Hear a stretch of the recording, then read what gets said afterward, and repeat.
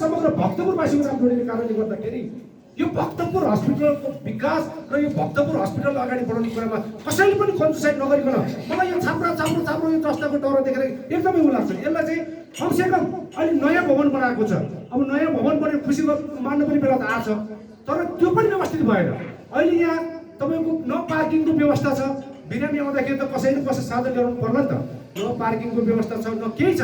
अहिले बाटोतिर गाडी जुटपाटी क्षेत्र पनि जाम हुने पनि गरेको छ। त्यो कारणले गर्दा यो सबै भवनहरूलाई चाहिँ व्यवस्थापन गरेर एउटा आधुनिक चाहिँ भवन बनाउन सक्यो भने यो भक्तपुर हस्पिटल यहाँ भने जस्तो अघि हाम्रो टिभीजीले भने जस्तो यो हाम्रो यो यसलाई चाहिँ यो कलेजदेखि लिएर नर्सिङ कलेज सबै कुराहरू पनि सम्भावना होला।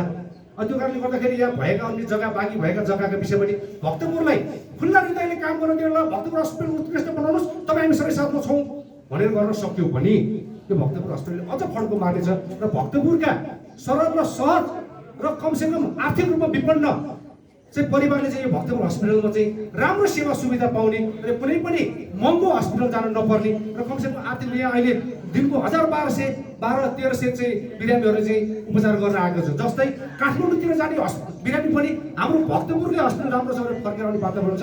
त्यसैले यो भक्तपुर हस्पिटल राम्रो बनाउनको लागि यो भक्तपुर हस्पिटललाई उत्कृष्ट हस्पिटल र सबै भक्तपुर जनताको भक्तपुरवासीको मात्र नभइकन देशैभरिका जनता चाहिँ कमसेकम भक्तपुरमा उपचार गर्न आउने वातावरण बनाउन सक्यो भने यो अघि नै भने जस्तै यहाँ वीर हस्पिटलको कुरा छ, हाम्रो भक्तपुर नगरपालिकामा छ, खोपो हस्पिटल छ, चामुण्डान हस्पिटल छ, यहाँ मानवङ्ग छ। सबै हस्पिटललाई एकीकृत गरेर अथवा एउटा चाहिँ हामीले यो यसलाई युनिभर्सिटी जस्तो बनाएर चाहिँ जान सक्यो भने कमसेकम राम्रो हुन्थ्यो र भक्तपुरलाई चाहिँ अब यहाँ यसलाई चाहिँ कमसेकम उपचारको हबै बनाउन सक्यो।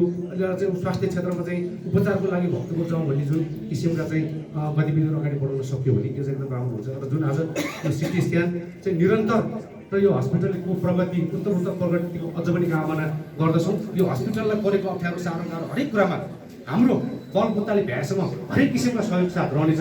त्यो साथको लागि हामी पूर्ण रूपमा तयार पनि छौँ। हाम्रो बलबुताले भ्याउने सबै कुरा गर्न तयार छौँ। तर सबैजना चाहिँ भक्तपुरवासीले चाहिँ को चाहिँ उद्देश्य यो भक्तपुरका आम चाहिँ यो तपाईँको यो निम्न वर्गका मानिसहरूले उपचार गर्ने थलो चाहिँ सबै भक्तपुरको उपचार गर्ने थलो बनाउनु यो हस्पिटलको प्रगति कामना गर्दै सिटी स्क्यान चाहिँ 24 घण्टा चल्ने वातावरण होस् भन्ने मेरो भनाइ पूर्व धन्यवाद। नमस्कार।